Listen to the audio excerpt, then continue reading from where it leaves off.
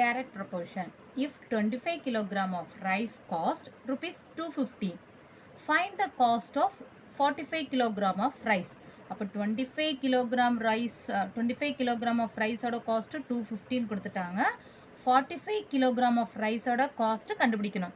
இப்போ அது கண்டுபிடிக்கிறதுக்கு ஃபர்ஸ்ட் என்னென்ன இருக்குது பார்த்துக்கலாம். கிலோகிராம் ஆஃப் ரைஸும் ரைஸோட காஸ்ட்டும் கொடுத்துருக்காங்க. ஸோ கிலோகிராம் ரைஸ் காஸ்ட் அப்படி ஹெட்டிங் ஆட்டு எழுதிக்கலாம். இங்கே எத்தனை கிலோகிராம்? First 25 kilogram. 25 கிலோகிராம் ரைஸ்க்கு காஸ்ட் எவ்வளோ? 250.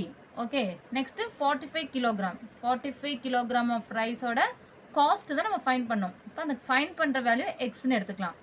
ஓகே, அப்போ நமக்கு 25 கிலோகிராம் ஆஃப் ரைஸ்க்கு வந்து 215 இருக்குது. 45 கிலோகிராமோட ரைஸ் எவ்வளோன்னு ஃபைன் பண்ணோம். அப்போ இதுக்கு என்ன பண்ண போதும்? இப்படி க்ராஸை மல்டிப்ளை பண்ணாலே போதும். So 25 into x equal to 250 into 45.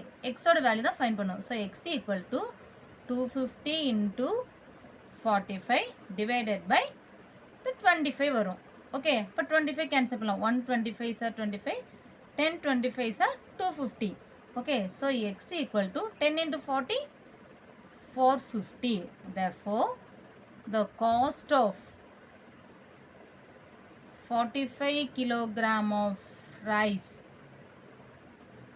equal to எவ்வளோ? 450.